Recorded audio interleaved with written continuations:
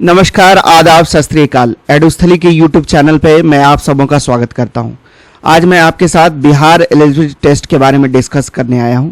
बिहार पात्रता परीक्षा, ये परीक्षा आपको पता है कि अगर आप असिस्टेंट प्रोफेसर बनना चाहते हैं तो बीएड का एग्ज़ाम आपको क्वालिफाई करना अनिवार्य है। हालांकि जिन्होंने पहले से नेट क्वालिफाइड कर रखा है उनके लिए बीएड देना कंपलसरी नहीं है, बट जिनका नेट क्लियर नहीं है वो बीएड दे के असिस्टेंट प्रोफेसर का फॉर्म भर सकते हैं। मैं आपको इस वैकेंसी के बारे में, बीएड के एग्ज़ाम के बारे में अच्छे से सब कुछ समझाऊंगा, क्योंकि मैं खुद भी 2 बार नेट क्वालिफाइड हूँ, इसलिए आप मुझ पर ट्रस्ट कर सकते हैं। क्या बुक्स आपको पढ़ने चाहिए, कैसा सिलेबस रहेगा आपका, इन सारी चीज़ों को मैं आपके साथ डिस्कस करने जा रहा हूँ। इसलिए वीडियो को आप अंत तक जरूर देखें, और अगर आप चैनल पर नए हैं तो चैनल को सब्सक्राइब जरूर कर लें।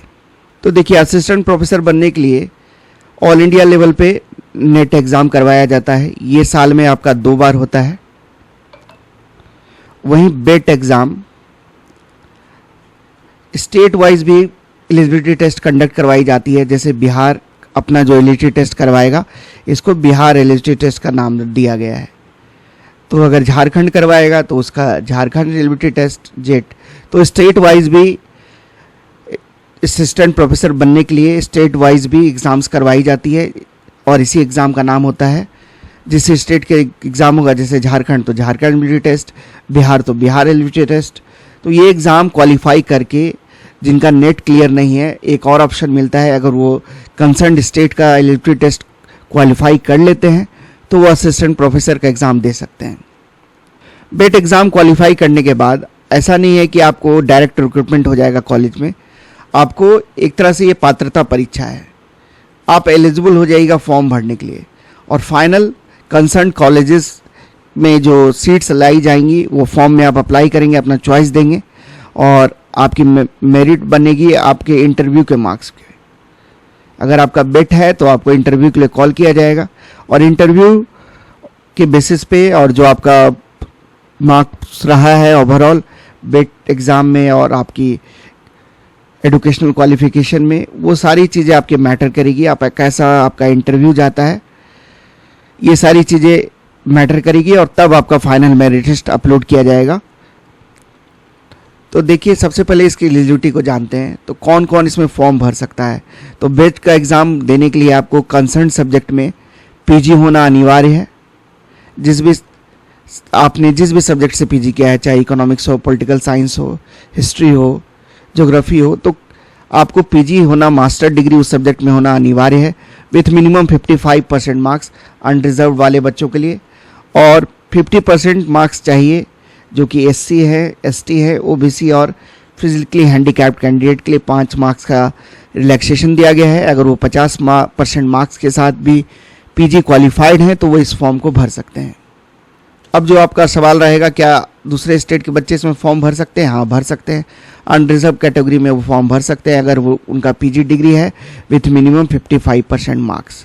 चाहे वो किसी भी कैटेगरी से बिलोंग करते हों, उन्हें वो अनरिजर्व कैटेगरी में ही काउंट किया जाएगा, अदर स्टेट वाले बच्चों को। जो सैलरी आपकी रहने जा रही है, इसमें 1 लाख प्लस आपकी इनिशियल सैलरी रहेगी। 15,600 से 39,100 आपका ये वेतनमान रहता है। बेसिक आपकी 57,700 रुपये रहती है, ग्रेड पे 6,000 रहता है। बेसिक के अलावा HRA, transport allowance, dearness allowance, ये सारी मिल के आपकी 1 लाख प्लस सैलरी बनने जा रही है। इनिशियल सैलरी मैं बता रहा हूँ, ग्रॉस। तो बहुत ही अच्छा जॉब है, ये रिप्यूटेड जॉब है, अच्छी खासी आपको सैलरी मिलती है। देखिए, अभी तक जो ऐसा मालूम चला है कि इसमें फाइनल ईयर स्टूडेंट्स अप्लाई नहीं कर पाएंगे। मतलब आपकी पीजी की डिग्री कंप्लीट हो जानी चाहिए। जब इसका फॉर्म आएगा उससे पहले आपके पास पीजी की डिग्री होनी चाहिए, तभी आप फॉर्म भर पाइएगा। हालांकि देखिए, एडवर्टीजमेंट आने के बाद पता चलेगा, लेकिन ज़्यादा मानिए कि ये आपसे डिग्री कंप्लीट ही मांगेंगे। देखिए, कोई एज बार इसमें नहीं होता है। बीएड का एग्ज़ाम देने के लिए कोई ऐसी अपर एज लिमिट नहीं होती है। टोटल 53 सब्जेक्ट्स में आपका बीएड का एग्ज़ाम कंडक्ट करवाया जाएगा, और बिहार SEB इसका एग्ज़ाम कंडक्ट करवाएगी। टोटल पोस्ट जो आपको देखने को मिलेगा 4,281 सीट्स पे ये वैकेंसी लाई जाएगी। हो सकता है कि 4500 तक भी सीट्स आपको देखने को मिले, लेकिन इतना सीट्स तो कंफर्म आ रहा है, 4281 पदों पर यह वैकेंसी आपको देखने को अवश्य मिलेगी और बहुत ही जल्दी अब मिलेगी। आपकी ये सुगबुगाहट अब 6 महीने लगभग पहले से सुन रहे होंगे कि बेट का एग्ज़ाम आने वाला है। बहुत बच्चों के बीच ये फ्रस्ट्रेशन भी है कि इसका फॉर्म आ ही नहीं रहा है और वीडियोस पे वीडियो चैनल वाले बना रहे हैं। आप सब्र कीजिए, सब्र का फल मीठा होता है और एग्ज़ाम आपका होगा। इस साल वैकेंसीज आएगी और बहुत ही जल्द आएगी। देखिए बच्चे, अगर आपने असिस्टेंट प्रोफेसर का सपना देखा है तो ये जो जॉब है आपका ना, ये कोई रेगुलर ना ही सेंट्रल लेवल पे वैकेंसीज आती है ना ही स्टेट लेवल पे वैकेंसीज आती है। तो इसमें आपको कहीं ना कहीं कोई बैकअप अपना रखना पड़ेगा, या फिर आपको अगर इसी फील्ड में आगे बढ़ना है तो आप टेम्प्रोरी कहीं पढ़ाते रहिए और जब परमानेंट वैकेंसीज आई तो आप उसमें अप्लाई कीजिए। क्योंकि आप ऐसा नहीं ले सकते कि 2025 में मुझे नौकरी ले लेनी है, क्योंकि फॉर्म आती ही नहीं है रेगुलर मोड पे। अब चलिए हम एग्ज़ाम पैटर्न को समझ लेते हैं। तो देखिए, इसका जो एग्ज़ाम पैटर्न रहेगा ना आपका, वो नेट के तर्ज पे ही रहेगा। जैसे नेट में आपका 2 पेपर होता है, पेपर 1 और पेपर 2, यहाँ भी आपको वही पैटर्न रहेगा। देखिए, जिसका पहला पेपर जो होगा उसमें 50 क्वेश्चंस रहेंगे और टोटल मार्क्स इसमें 100 रहेगा। द्वितीय पेपर आपका 100 क्वेश्चंस रहेगा और उसका प्रति क्वेश्चंस का जो मार्क्स रहेगा वो 2 रहेगा, तो 200 मार्क्स का दूसरा पेपर होगा। तो टोटल 300 मार्क्स का आपका दोनों पेपर मिला के आपका रहेगा। पहला 50 क्वेश्चन 100 मार्क्स, दूसरा 100 क्वेश्चंस दूसरा पेपर में 2 मार्क्स का प्रति क्वेश्चन, तो टोटल 300 मार्क्स का ये पेपर रहेगा आपका। नेगेटिव मार्किंग नहीं, कोई नेगेटिव मार्किंग नहीं रहेगी। टोटल आपको 3 घंटे का समय मिलेगा। समय अवधि जो मिलेगी आपको वो 3 घंटे की समय अवधि मिलेगी। OMR बेस्ड आपका एग्ज़ाम होगा। तो पहला पेपर बेसिकली आपका सब वही सब्जेक्ट्स के लिए कॉमन पेपर रहेगा। ये चाहे वो आप किसी भी सब्जेक्ट से फॉर्म भरे हैं, ये कॉमन पेपर रहेगा। हिस्ट्री वाले बच्चे के लिए भी यही पेपर रहेगा, इकोनॉमिक्स वाले बच्चे के लिए भी यही पेपर रहेगा, होम साइंस का भी यही पेपर रहेगा, ज्योग्राफी का भी यही पेपर रहेगा। तो पेपर 1 कॉमन पेपर रहता है। 50 क्वेश्चंस आपको इसमें देखने को मिलेंगे। 100 मार्क्स का ये पेपर रहेगा। लगभग इसमें 10 सेक्शंस रहेंगे और मिनिमम क्वालिफाइंग मार्क्स इसमें 40% फॉर अनरिजर्व्ड और बाकी के लिए 33%। इसमें आपका GS, Bihar current affairs, national current affairs,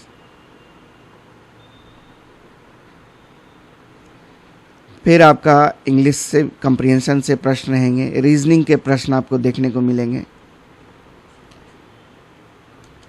research aptitude से प्रश्न आपको देखने को मिल सकते हैं इस पेपर में।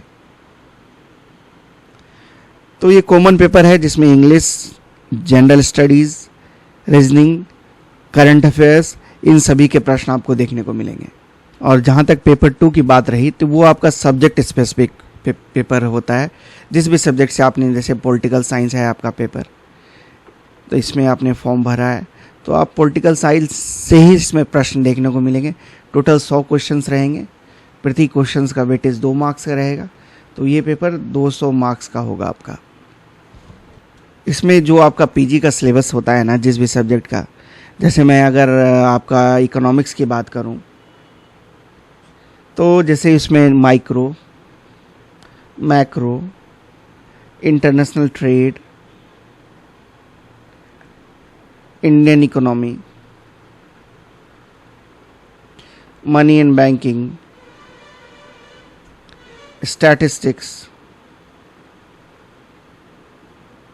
इकोनोमेट्रिक्स, इन्वायरमेंटल इकोनॉमिक्स,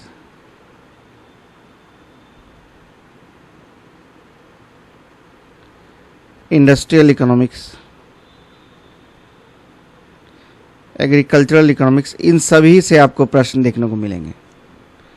ये अलग अलग सेक्शंस जो आपने PG में पढ़ रखा होता है, माइक्रो, मैक्रो, पब्लिक फाइनेंस हो गया, इंटरनेशनल ट्रेड हो गया, Indian economy, money and banking, statistics, econometrics. तो आपने ग्रेजुएशन और PG अगर आपने किया है इकोनॉमिक्स में तो आप अवेयर होंगे इन सभी पेपर्स से। तो यही आपका, मैं एक सब्जेक्ट का बता रहा हूँ क्योंकि मैं खुद भी मास्टर्स हूँ इकोनॉमिक्स में और नेट मैंने क्वालिफाई किया, इसलिए इस सब्जेक्ट के बारे में मेरे को नॉलेज है। तो जो भी बेसिकली पीजी का सिलेबस रहता है ना आपका, उसी से आपके क्वेश्चंस देखने को मिलते हैं। तो सबसे अच्छा तरीका इस एग्ज़ाम को निकालने का, जो 10 साल 15 साल का आपका पेपर है नेट का, उसको आप बना लीजिए। उसको आप जितना बार बना के प्रैक्टिस कीजिएगा, सवाल आपको कितना सवाल तो रिपीट हो जाएगा वहीं से। तो प्रीवियस ईयर पेपर के लिए आप आर गुप्ता की किताब को फॉलो कर सकते हैं, ये बहुत ही अच्छी किताब है। या फिर अरिहंत की बुक, इसको भी आप परचेज कर सकते हैं। इन दोनों में से कोई बुक आप परचेज कर लीजिए प्रीवियस ईयर पेपर्स के लिए।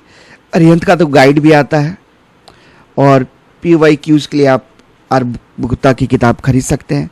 तो आप प्रैक्टिस करके जाइए, और अभी जो भी स्टैंडर्ड किताब है आपको खुद भी पता होगा, उन बुक्स को आप पढ़ के जाइए, और बाकायदा नेट का सिलेबस जो है कंसर्न सब्जेक्ट का, उसको आप डाउनलोड कीजिए, और सारे जो टॉपिक्स उसमें दिए हुए हैं उसको आप कंप्लीट कर लीजिए।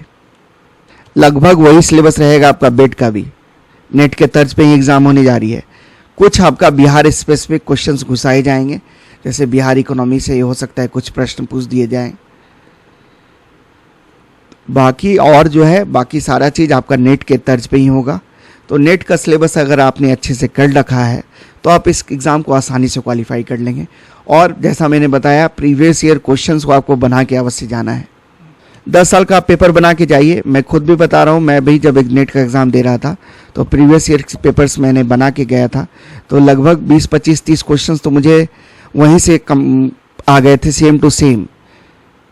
लगभग सभी टीचिंग जॉब्स मैंने क्वालिफाई कर रखा है, इसलिए आप मुझ पर ट्रस्ट कर सकते हैं। चाहे वो KVS हो, NVS हो, आर्मी का स्कूल का PGT वाला पेपर हो, तो आप ट्रस्ट कीजिए। इकोनॉमिक्स के लिए जो मैंने जो गाइडलाइन बताई है, बुक्स लिस्ट भी मैं आपको कुछ बता देता हूँ। जो स्टैंडर्ड किताब है इंटरनेशनल ट्रेड के लिए, आप ML जिंगल को फॉलो कीजिए फॉर नेट। और भी फॉरेन ऑथर्स की किताब है, मैं उसको सजेस्ट नहीं करूँगा। माइक्रो के लिए आप HL आहूजा फॉलो कीजिए, अच्छी किताब है HL आहूजा की।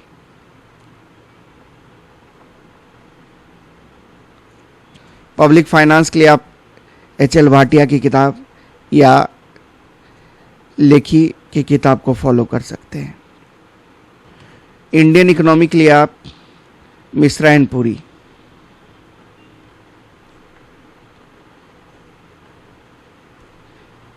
या फिर रमेश सिंह, इन सारी किताबों को फॉलो कर सकते हैं। मिश्रा एंड पुरी बहुत अच्छी किताब है, रमेश सिंह को भी आप फॉलो कर सकते हैं। बाकी और आपको अगर कुछ डाउट्स है या आपको कोई सजेशंस है तो आप मुझे कमेंट में अवश्य पूछिए, मैं आपके डाउट्स को क्लियर करने का पूरा प्रयास करूंगा। तो आप समझ गए, बेट का एग्ज़ाम दे के आप असिस्टेंट प्रोफेसर बनने के लिए आप एलिजिबल हो जाएंगे। आप इंटरव्यू फेस करेंगे, उसके बाद जितना आपका इंटरव्यू के बेसिस मार्क्स आएगा उसी बेसिस पे आपकी फाइनल मेरिट लिस्ट बनेगी। तो बेट एक पात्रता परीक्षा है, जैसे ऑल इंडिया लेवल पे नेट होता है, इसलिए और बिहार अपना राज्य स्पेसिफिक अपना बेट करवाएगा। तो आप इस एग्ज़ाम की तैयारी अभी से लग जाएं, और फॉर्म आएगा आपका, ऐसा नहीं है 100% फॉर्म आएगा, इसलिए आप निगेटिविटी से बचें। और एज ए स्टूडेंट आपको बस तैयारी करते रहनी है। जैसा मैंने पहले भी बोला कि आप एक फिक्स टाइम नहीं दे सकते हैं अगर आप असिस्टेंट प्रोफेसर बनना चाहते हैं कि इस साल मैं ले लूँगा, क्योंकि इसमें वैकेंसीज रेगुलर नहीं आती है। इसलिए आप ऑप्टिमिस्टिक होकर ही तैयारी करते रहें। बाकी आप कहीं कॉन्ट्रैक्ट के बेसिस पे आप पढ़ाते रहिए, वर्क एक्सपीरियंस लेते रहिए, क्योंकि इंटरव्यू में उसका वेटेज भी मिलता है। और जो बच्चे PGT इकोनॉमिक्स के रूप में काम कर रहे हैं वो असिस्टेंट प्रोफेसर के लिए अवश्य ट्राई करें, क्योंकि उससे कहीं ना कहीं यहाँ पे करियर प्रोस्पेक्ट आपका अच्छा है। तो चलिए, इस एग्ज़ाम के बारे में मुझे यही बताना था। आप बाकी जो भी आपके डाउट्स हो गए उनको आप कमेंट सेक्शन में पूछ सकते हैं। अगर आपको ये मेरा वीडियो पसंद आया तो इसको लाइक कर दें, और अगर चैनल पे नए हैं तो चैनल को सब्सक्राइब अवश्य कर दें, ताकि जो लेटेस्ट गवर्नमेंट वैकेंसीज है उसका अपडेट्स आपको समय पे मिल सके। वीडियो को देखने के लिए आप सबों को धन्यवाद। जय हिंद।